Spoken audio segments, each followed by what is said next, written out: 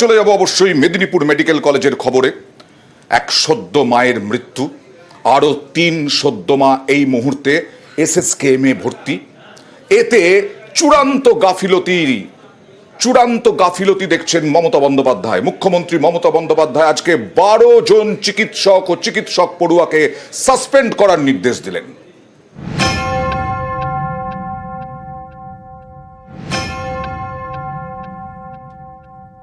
Senior ডাক্তারদের কাছে আমার আবেদন, 8 ঘন্টা করে ডিউটি যেটা অ্যালটমেন্ট করা হয়, অনেক সময় আমাদের কাছে ইনফরমেশন আসে তারা সকালে যায়, বায়োমেট্রিক্সে সই করে, কিন্তু 2 ঘন্টা থেকে বেরিয়ে চলে যায়।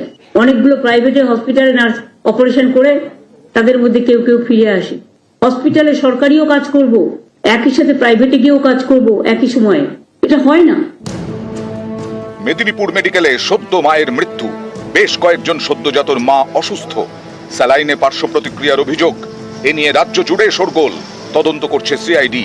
স্বাস্থ্য দপ্তরও তদন্ত কমিটি গঠন করে।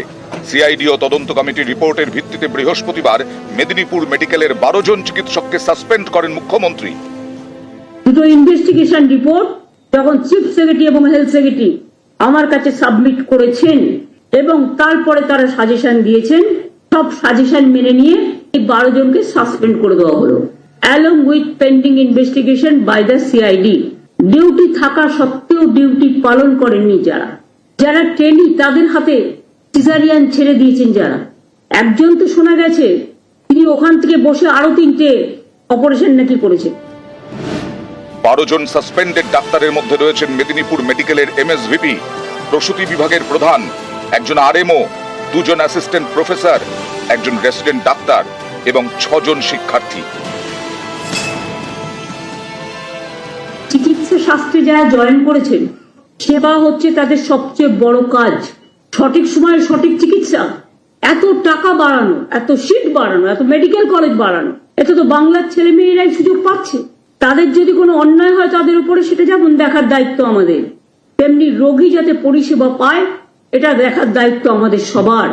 কিন্তু কেউ যদি মনে করেন তার দায়িত্বটা পালন করবেন না, সেটা কি আপনারা কোনোভাবে জাস্টিফাইড করতে পারেন? দুঃখের সাথে বলছি, অপারেশন থিয়েটারের গেটের আগেও সিসিটিভি লাগাতে দেওয়া হয় না। কেন হয় না? যদি কোনো অবহেলার কেস থাকে, ইটস এ ক্রিমিনাল অফেন্স, সেক্ষেত্রে কেস টু কেস ভেরিফাই করা যেতে পারে, নট অল কেসেস। কিন্তু সিস্টেম থাকা উচিত। এই সব ঘটনা ঘটবার পর আমি নারায়ণকে বলবো, হেলথ সেক্রেটারি অ্যান্ড সিএস কে, অল অপারেশন গেট পর্যন্ত সিসিটিভি ইমিডিয়েট লাগিয়ে দেওয়া। আর যদি কেউ না বলে তাকে বলুন, প্লিজ আপনার কাছে হাত জোর করে বলবো আপনি ছুটি নিন, অন্য জায়গায় গিয়ে জয়েন করুন। মানুষকে যদি বাঁচাতে না পারেন, আপনার ভুলের জন্য একটা জীবন আমরা হারাতে পারি না। এই যে স্যালাইনের কথা আপনারা বলছেন, অনেক স্টেটে এখনো চলছে, খোঁজ নেই, তারা কিন্তু এটা ব্যবহার করছে। এর মধ্যে অন্য কোনো কাহিনী থাকতে পারে, আমি এর মধ্যে যাব না। আমরা বন্ধ করে দিয়েছি। আমরা ভালো করে এটাকে রিটেস্ট করব, আর যদি অল্টারনেটিভ ভালো কিছু অ্যাভেলেবেল হয় সেটাকে দেখতে বলবো। এটা খুব সিরিয়াস ব্যাপার, দরকার হলে সিনিয়র ডাক্তারদেরও এখানে রাখতে হবে।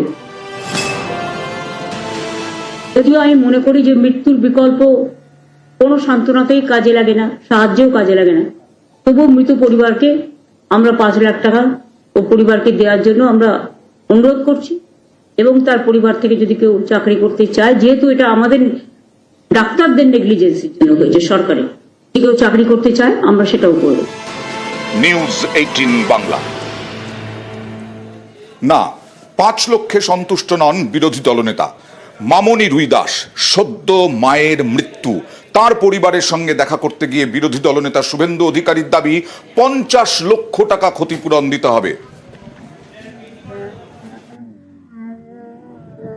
আমি একে বলে গেলাম 50 লক্ষ টাকার 1 টাকা কম সরকার যদি চেক দিতে আসে নেবেন না, রিফিউজ করবেন, আপনাকে নিয়ে অনেক দূর যাব আমরা। আর দ্বিতীয়, উনাকে পার্মানেন্ট চাকরি দিতে হবে গ্রুপ ডিতে। আবারও মৃত্যু মেদিনীপুর।